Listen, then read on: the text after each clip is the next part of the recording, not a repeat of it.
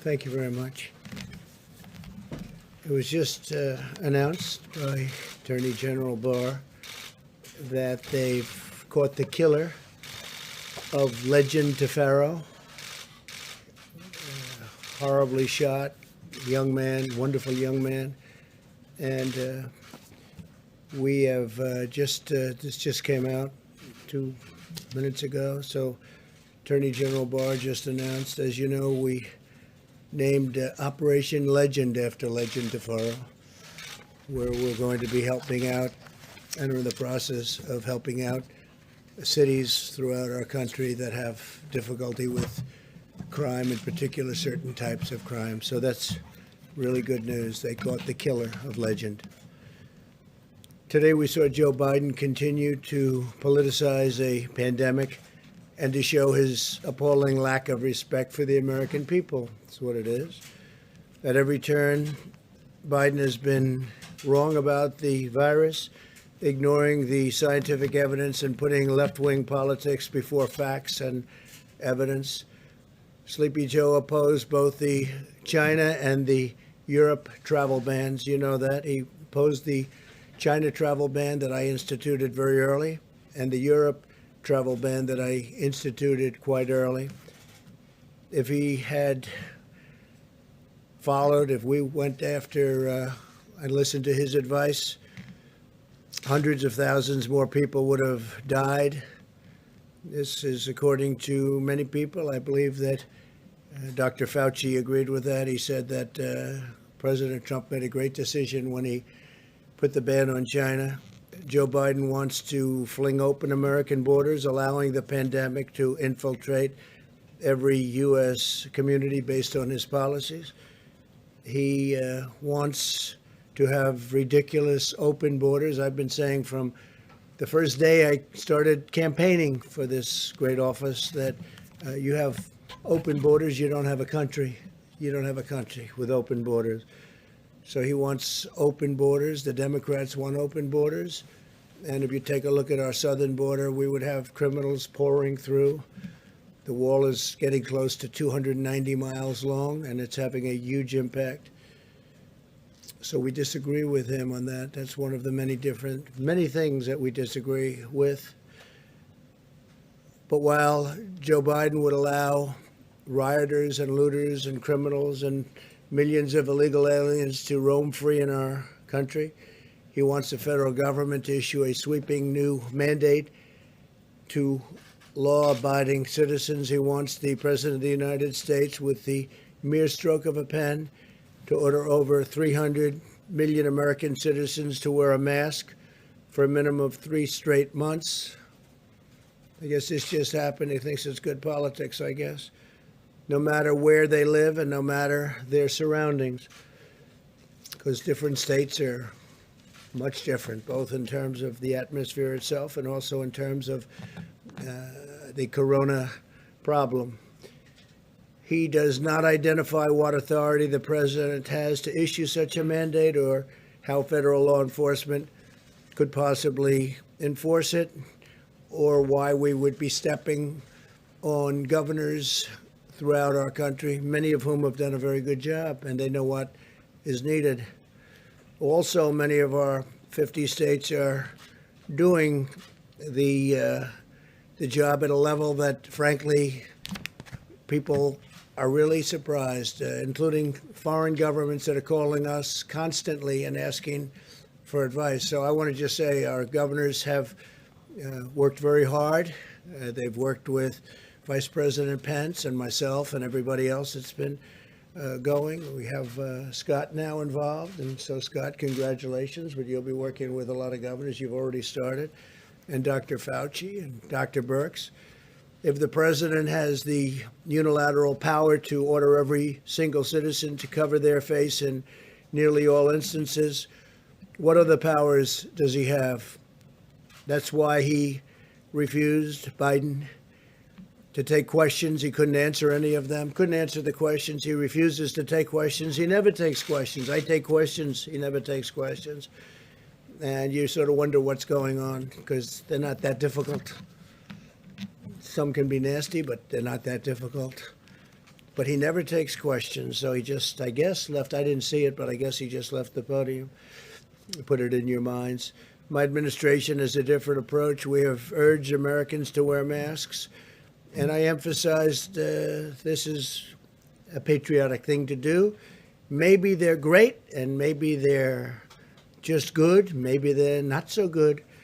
But frankly, what do you have to lose? You have nothing to lose. So we do, and we've been saying wear them when it's appropriate, especially in terms of social distancing, if you can't distance enough.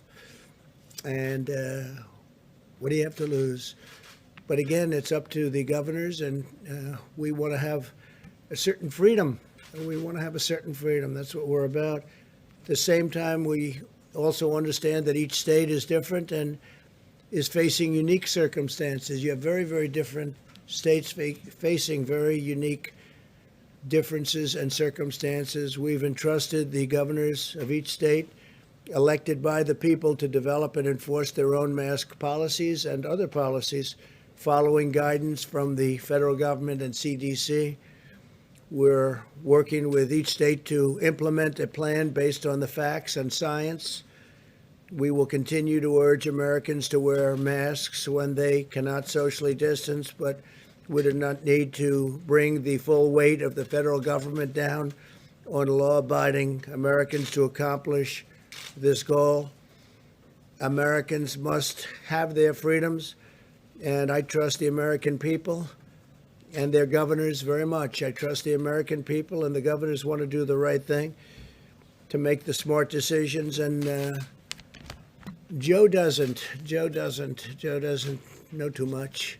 Unlike the Biden approach, our approach is guided by science. That's why we're focused on protecting the high-risk Americans. That is why we're delivering effective medical treatments to dramatically reduce the fatality rate. And that is why we're developing a vaccine and therapeutics in record time. You'll see that, I think, very soon. Sleepy Joe rejects the scientific approach in favor of locking all Americans in their basements for months on end, which I think is something that Scott would be very opposed to. I think I can speak for you. We've been dealing pretty strongly over the last number of weeks. But he wants them in the basement for months on end. And you have governors that have been very, very strict on keeping people in their houses, keeping people in their, wherever they may be, apartments. And frankly, I don't think the results are necessarily better than other results. But he wants to shut down our economy, close our schools, and grind society to a halt. And he wants it done by a federal decree. This would lead to a crippling, long-lasting depression. This would be a crippling, long-lasting depression. And yesterday I showed you the numbers about how well we're doing coming back with auto sales and auto manufacturing and used car sales and housing sales at numbers that nobody would have believed. And we're back and very strong. It's a very strong V. It's almost a straight up V. We'll be discussing that over the next couple of days. But the economy is coming back, and the employment numbers over the last 3 months are a record in history of our country. And we'll be back next year. I think we'll be maybe even stronger than the previous year, where we set every record in the book on employment and stock market. By the way, our stock market numbers are very close to record, and NASDAQ is actually record over the last 14 days, 14 times now. It's been record, and that's during what we hope will be the more final stages of the pandemic. So if we did what Biden wanted to do, it would shut down our healthcare system and lead to a massive increase in mortality, including suicide, overdose, heart disease, and countless other physical and mental harms. It is very, very bad on the other side of the equation when you do something like that. Those shutdowns are very punitive, very punitive. They hurt a lot of people in a lot of different ways, through depression, through suicide, through so many other things, alcohol, drugs.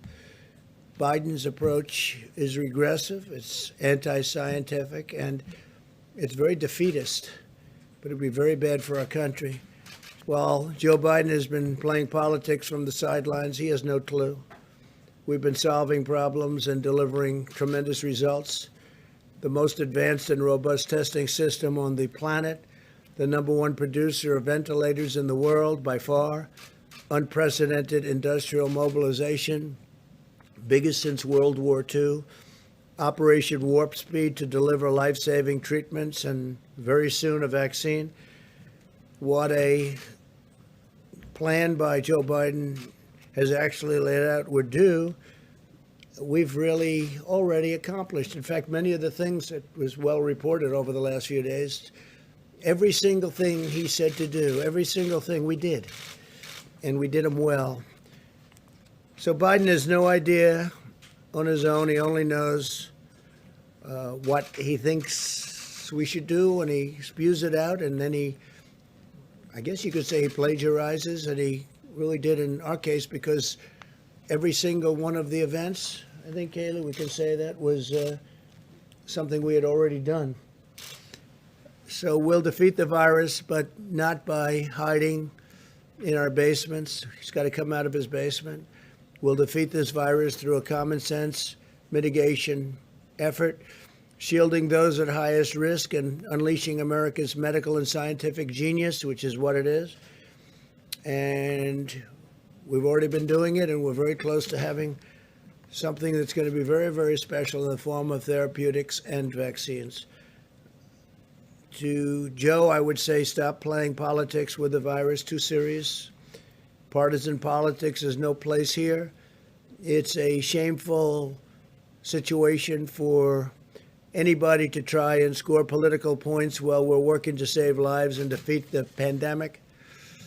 In times of national challenge, Americans, and we are, by the way, we are working with countries from all over the world, and they're trying to learn from us. And some of the countries that you spoke most well about are having a tremendous surge right now, but it'll work out. But Americans must unite together, and they must put politics aside and have to really unite for a common good. 3 vaccines are in the final stage of clinical trials. They're doing really well. We're producing the most promising vaccine candidates in advance.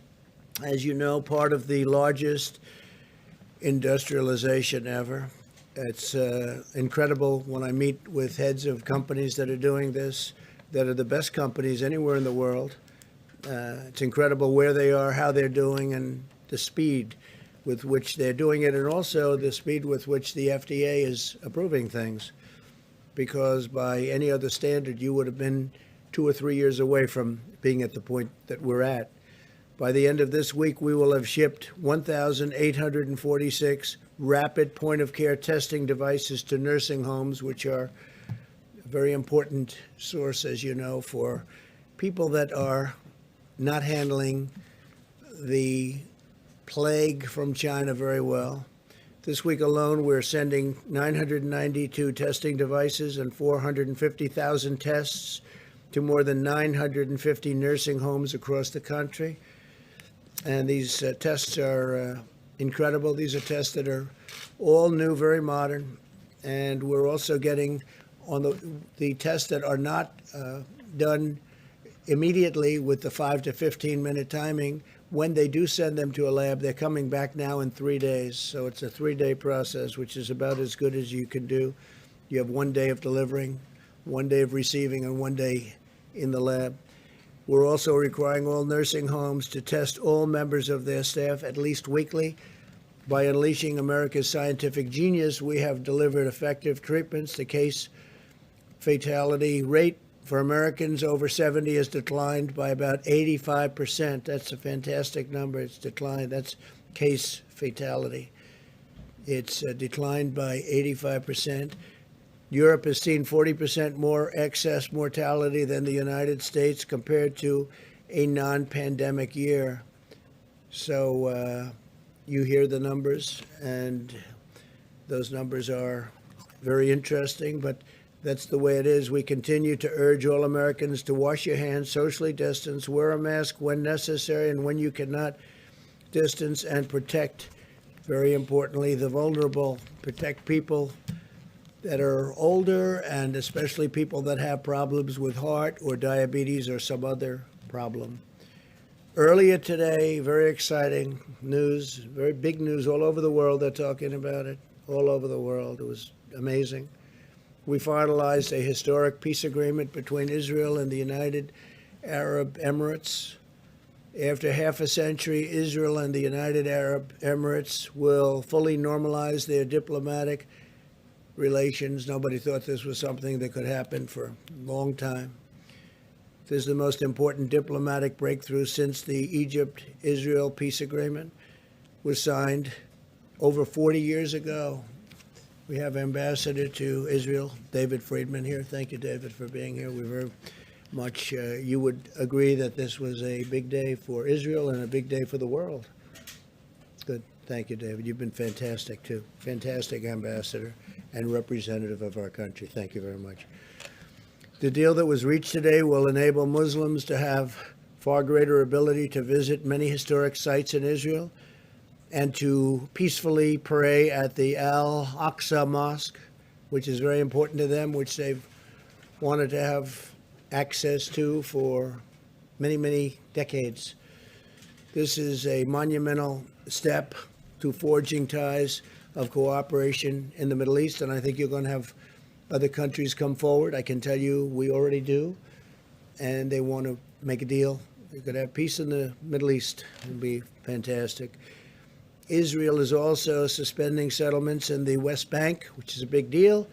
A bold step toward achieving peace. Israel and the United Arab Emirates have also agreed to immediately expand and accelerate scientific collaboration to develop effective treatments and vaccines to defeat the China virus. They've both been hit. Virtually every country has been hit, 188 countries, and to save lives in their region and in their world. So they are working very much on the vaccines also with us. And again, some very good news is going to take place with respect to that. Our unprecedented diplomatic engagements laid the groundwork for this historic peace agreement, which was just announced a little while ago today. We will not rest as we continue to work toward a world of greater harmony and prosperity for all.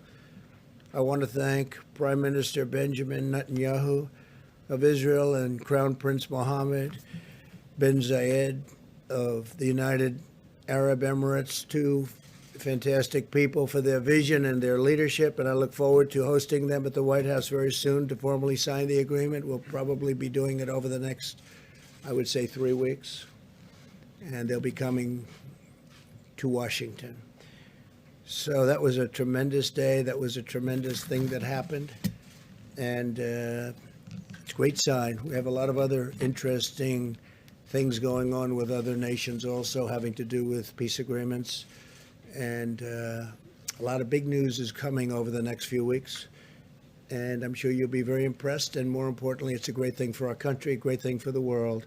So thank you very much. Please, go ahead. Thank you, Mr. President. I appreciate it. I want to ask you about school-age kids and food. One of the real problems when you shut down the schools, these are kids on reduced and free lunch programs. They need these meals to make it through their day, and with districts shutting down school, what, if anything, can the federal government do to make sure that the kids still get decent meals as long as the schools are out? Well, you know, we don't want the schools shut down. We want the schools to open, and especially very young children handle it, all children, but especially very young children handle it very well. So we want schools open. We don't want to be in that position. We want schools open. We've made payment, and we would, frankly, if the school isn't going to open, we would much rather follow the child with the payment, give the money to the child, meaning the parents of the child, and let the parents do what they have to do, including bringing the child to another school, because we're finding that whether it's parents or children, people want to get back to school. They want to have their life back. Some people say the Democrats don't want schools open because that's where you have a lot of polling booths. And if you have a school closed, you can't very easily have polling booths at the school. And that's becoming, I think, maybe we'll be able to show that as fact. But That's another thing that they're doing to try and keep people away from the polls. So we have to look into that, but it's, you've been reading about it, I've been reading about it, and I don't like it. But we'd like to see the schools open. Then we don't have that problem. Good question. Thank you, Chris. Mr. President, what's your understanding of how long Israel will suspend its West Bank annexation plan? What do you think? Tell me. Well, we have, we're putting all our eggs into the basket of peace. We have an agreement with the Emirates. We're going to nail down all the details, embassies, overflights, commercial. Then we're going to extrapolate that to the rest of the region. How long that takes, I can't tell you, but we've prioritized peace over the sovereignty movement. But it's not off the table. It's just something that will be deferred until we give peace every single chance. And if I could follow up, what do you want the Palestinians to take away from this deal, since they're not really a party to it? Well, but they are supported largely by some of the countries that we're talking to and that have already signed, in the case of the one country, but others will be following. And I think the Palestinians will, without saying it necessarily yet, I think they very much want to be a part of what we're doing. And I see ultimately the Palestinians, I see peace between Israel and the Palestinians. I see that happening. I think as these very big, powerful, wealthy countries come in, I think the Palestinians will follow quite naturally. Yeah, please. Do you believe that a deal could have been reached without Israel's agreement to temporarily suspend annexation? Say it again. Could you make it louder? Do you believe that a deal could have been reached without Israel's agreement to temporarily suspend annexation? What do you think about that, David? It's interesting. I think you can't do both at the same time. So I think, again, prioritize peace, sovereignty. After peace is given every opportunity to turn to sovereignty. I don't think the two could have been done at the same time. And have you asked Israel to permanently consider abandoning annexation? No, this is a temporary process. There's been no request. Okay. Please, Caitlin. Mr. President, this morning you said that you do not want to fund the U.S. Postal Service because Democrats are trying to expand voting by mail. So I've got two questions for you. One, are you threatening to veto any legislation that includes funding for the post office? No, not at all. No. So you would sign something that does include funding? A separate thing, I would do it. But one of the reasons the post office needs that much money is to have all of these millions of ballots coming in from nowhere, and nobody knows from where and where they're going. You saw what happened in Caitlin in Virginia. It was 500,000 applications coming in, going all over the state. Nobody even knows where they came from. You saw what happened in New York, which was a disaster with Congresswoman Carolyn Maloney. It was a basic disaster. And you see Paterson, New Jersey, what's going on there. And we can give you many other locations and sites. What has happened is that's part of a big negotiation. That's actually small part of a big negotiation to get more money to people that it wasn't their fault. It was China's fault. And post office is part of it. Another part of it is they want $3.5 billion just for the ballots themselves. Why it's so much, I don't know, but that's what the Democrats want. But if the bill isn't going to get done, that would mean the post office isn't going to get funded. And that would also mean that the $3.5 billion isn't going to be taken care of. So I don't know how you could possibly use these ballots, these mail-in ballots. Absentee ballots, by the way, are fine. But the universal mail-ins that are just sent all over the place, where people can grab them and grab stacks of them and sign them and do whatever you want, that's the thing we're against. But isn't that precisely the problem, is that you're saying you do not want to give this post office funding in this coronavirus legislation? They say they need it so they can be prepared. So if the pandemic is still going on in November when the election happens and people don't feel safe to go vote in person, they can vote by mail, and it can be safe and it can be secure. I can understand the post office, and if we could agree to a bill, the overall bill, which is obviously a much bigger number than just the post office, that would be fine. But they have the post office as one of their requests. It's their request. Right, but this morning you said you were against it, didn't you? I'm only against, what I'm against is I'm against doing anything where the people aren't taken care of, and the people aren't being taken care of properly. We want people to get money. It wasn't their fault that they got shut down. They got shut down by China. So whether it's the post office or whether it's the $3.5 billion. You know, they're asking for $3.5 billion just for the universal mail-in ballots, but they're not willing to make a deal. These are 2 points within a very big deal.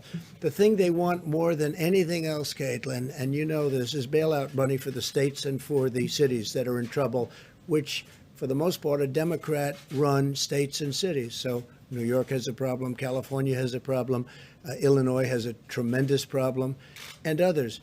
They want to be able to bail out these states, and we don't want to be doing that, or certainly don't want to do it to the extent they're looking for $1 trillion. We don't want to be doing that. Please, go ahead. I'm just really confused, because this morning you said they need that money in order to make the post office work so it can take all these millions and millions of ballots, and you said that would be fraudulent. So it sounded like you said you're blocking. No, I said it will end up being fraudulent, because if you look at what's happened over the last few weeks, just look at the few instances where this has happened, it's turned out to be fraudulent. Well, if you look at New York, it was fraudulent. If you look at Paterson, New Jersey, it was fraudulent. Of course there is. The whole thing is a mess. In fact, Carolyn Maloney's opponent he's gone crazed. He said they took the election away from him, and he may be right. I think they should redo that election. And if you look at Virginia, it's terrible. Look at some of the things that have happened in California. Look at California, where they found 1 million non-eligible voters. That was done by Judicial Watch, Tom Fitton and Judicial Watch. We have to have an honest election. And if it's not going to be an honest election, I guess people have to sit down and think really long and hard about it. But if the post office, if they're not going to approve a bill, and the post office therefore won't have the money, and if they're not going to approve a big bill, a bigger bill, and they're not going to have the $3.5 billion for the universal mail-in votes, how can you have those votes? What would mean is the people will have to go to the polls and vote, like the old days, like 2 years ago, 3 years ago, 4 years ago. They have to go to the, it doesn't say anybody's taking the vote away, but it means that the universal mail-ins don't work. Absentees do work. It's a very different thing. An absentee, where you make an application and you send it in, they send you a vote, it's different. But so, Caitlin, I'm not saying anything wrong with voting. I want them to vote. But that would mean that they'd have to go to a voting booth like they used to and vote. Even if they don't feel safe voting in person, people want to vote by mail because. Well, they're going to have to feel safe, and they will be safe, and we will make sure that they're safe. And we're not going to have to spend $3.5 billion to do it. And when you go to a voting, it would be wonderful if we had voting ID, and some states have that and some states don't because they can't get it passed. Most states want it. But we want people to vote, but we want people to vote so when they vote, it means one vote. It doesn't mean ballots all over the place. You saw what was happening in Virginia, where piles of ballot applications are dropped all over the state. They had them named after dogs. They had them named after dead people. We want to have an accurate vote. I'm not doing this for any reason. Maybe the other turns out to be my advantage. I don't know. I can't tell you that. But I do know this. I just want an accurate vote. And it's a fair question, by the way. So does everybody else. Okay. Yeah, in the back. Mr. President, how does the accord today between Israel and the UAE help struggling and persecuted Christians in the Middle East? Help what? How does it help struggling and persecuted Christians in the Middle East, the deal today? Well, I think it's going to. I think it's a big start. And you're right about that. Christians have been persecuted by some countries in particular in the Middle East. And I think this is a big start. It's going to be a very strong start, very powerful start. And it's something that I will tell you, I've told David and I've told every one of our negotiators, if you look at the way Christians have been treated in some countries, it's beyond disgraceful. It's if I had information and if I had absolute proof, some of the stories that we've heard, which is not easy to get, I would go in and do a number to those countries like you wouldn't believe what they do to Christians in the Middle East, and it's disgraceful. It's disgraceful. You're right. It's a very big part of the overall negotiation. And as countries come in, for instance, UAE has agreed very strongly to represent us. I think they will very well with respect to Christianity, because in the Middle East it's not treated well. It's not treated well at all. It's treated horribly and very unfairly, and it's criminal what's happened. And that's for many, many years. I think it's a great question and it's a very unfair situation. Please, go ahead. Thank you, Mr. President. Larry Kudlow said that there's a routine check-in call with China on the Phase 1 trade deal. My question is, what if they bring up TikTok and also WeChat? Would you instruct your team to engage them on that executive We have a order you just- deadline of September 15th, and whether it's Microsoft, I understand, and others are negotiating. We also said that obviously it's worthless if we don't allow them into the country. So we said that the United States Treasury is going to be getting something out of this deal, something very substantial. But what we want is total security. But we have a deadline of September 15th. So I know Microsoft and others are very interested in it, but that's our deadline, and it has to be proven to be totally secure. We don't want to have any information going into China with what we've been through. And I have to tell you, you talked about the deal. You mentioned the Phase 1 deal. Well, the Phase 1 deal, it's a very interesting situation because you've been hearing the largest order of corn in history, the largest order of soybeans, the largest order of beef. They've done more than they've ever done. So you're going to have to figure that one out. With where I'm coming from, I could have, because they see my attitude. My attitude toward China is not friendly, but they have gone into orders that are extremely large, and our farmers are very happy. But with what they did with respect to the pandemic, the plague that came in from China, it just is a different feeling. It was an incredible deal, but I have a very different feeling. But they are giving the Midwest, our farmers, among the largest orders they've ever seen. Somebody told me today, Bob Lighthires, that it's about 40% of what they're selling now is going to China. So maybe they're trying to make me change my mind a little bit, because you know my attitude on China, and it hasn't been very good. Well, we're not talking to them. No, we're talking to the companies. In theory, it's a company, but it's a company within China. That means China. And the deal will have to be substantially beneficial to the United States, and we need total security. Okay? Mr. President. Mr. President. Yes, Mr. President, can you say whether you yourself think that annexation should be off the table for Israel, and if so, have you communicated that to Well, not the off Prime the Minister? table. No, it's something they've discussed, but Israel has agreed not to do that. I mean, more than just off the table, they've agreed not to do it. And I think that was very important, and I think it was a great concession by Israel, and I think it was a very smart concession by Israel. But David, do you have anything further to add on Prime that? Minister was pretty clear today at his own press conference that he considers this to be a temporary suspension and that the deal would still be open to him at some point in the future. I'm asking what you think he should do. Should he Well, actually right now, write it all I off? can say, it's off the table. So I can't talk about sometime into the future. That's a big statement. But right now, it's off the table. Is that a correct statement, Mr. Ambassador? Yes, the word suspend was chosen carefully by all the parties. Suspend, by definition, look it up, that means temporary halt. It's off the table now, but it's not off the table permanently.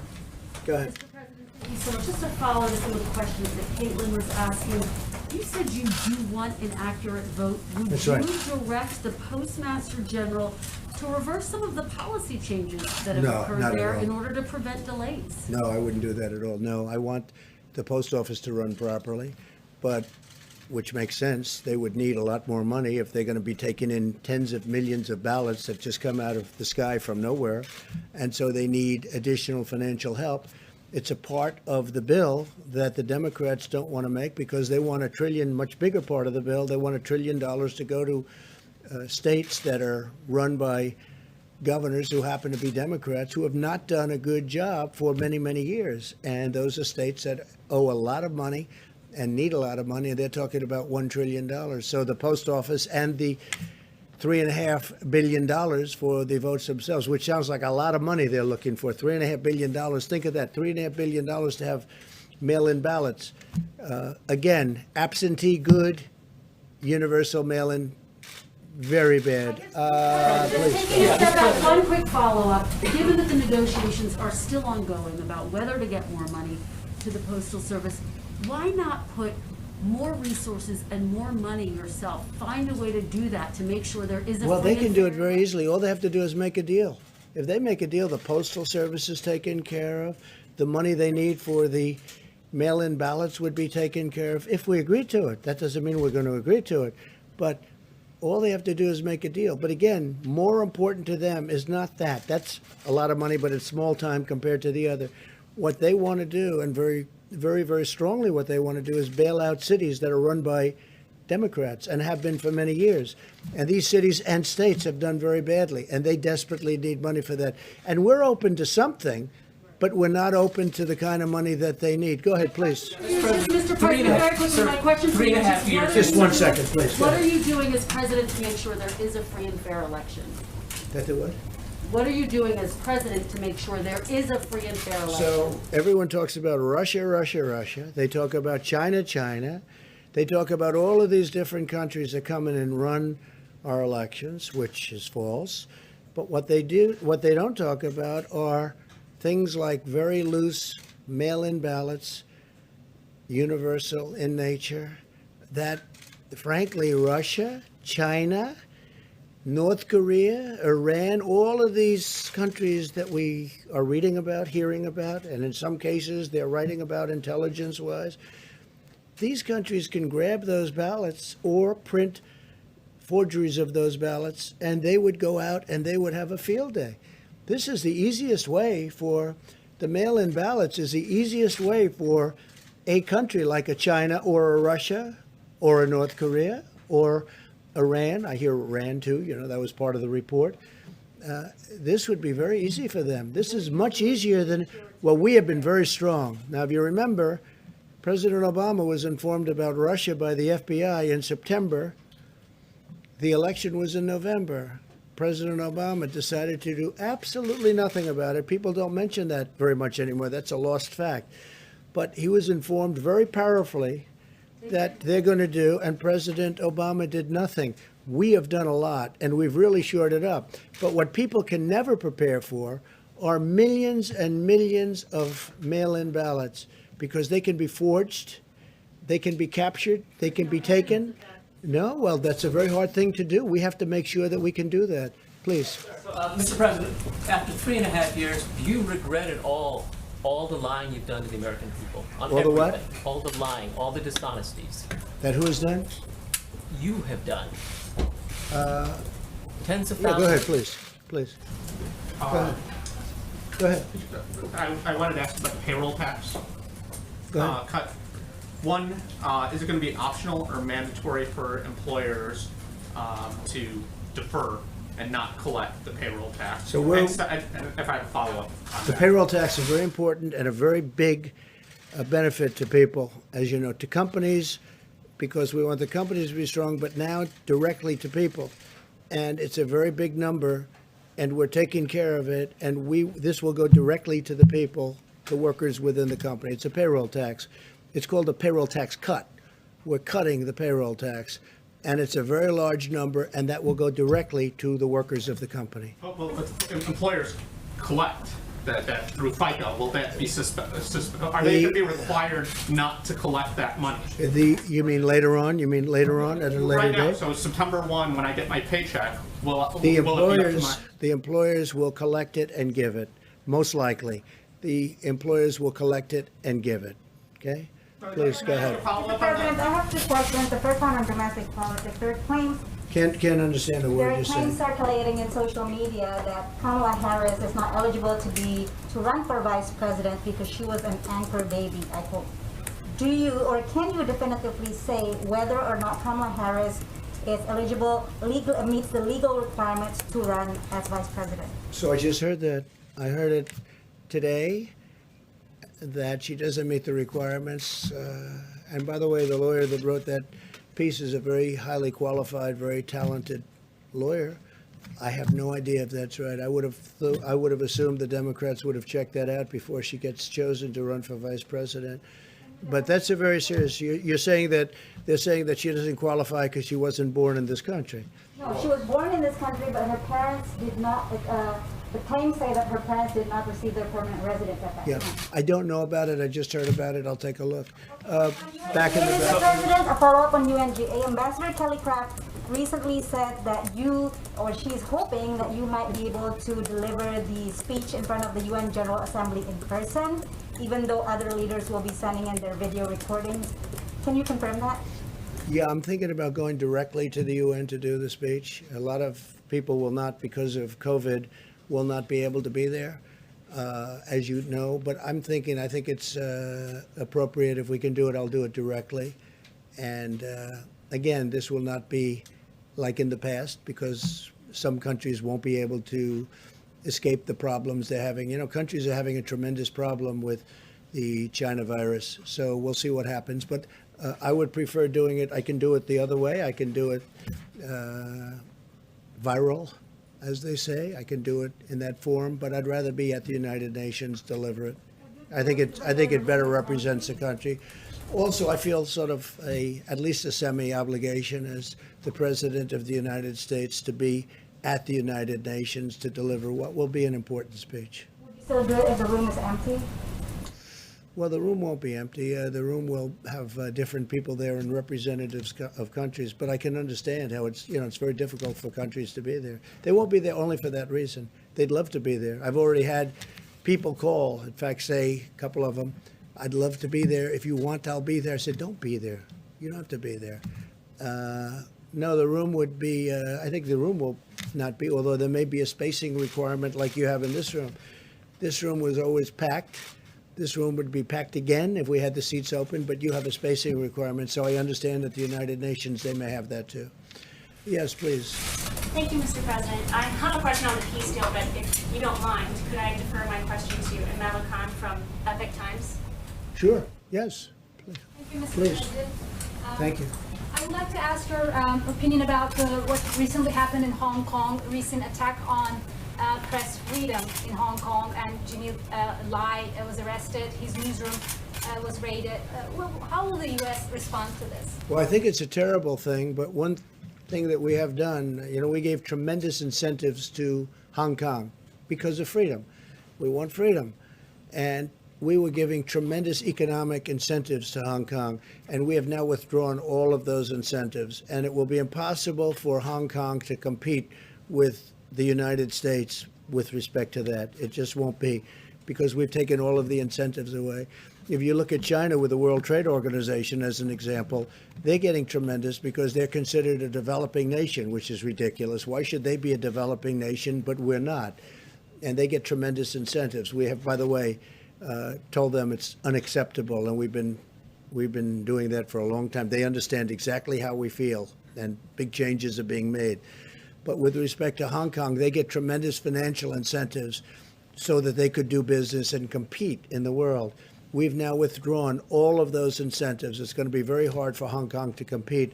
And I will tell you that the United States, and I say this from any standpoint you want to hear it, will end up making a lot more money because of it, because we lost a lot of business to Hong Kong. We made it very convenient for people to go there, for companies to go there. We've withdrawn all of that. And the United States will be a big beneficiary from an economic standpoint. But I hate to see what happened to Hong Kong, because freedom is a great thing. Thank you all very much. Thank you. Thank you very much.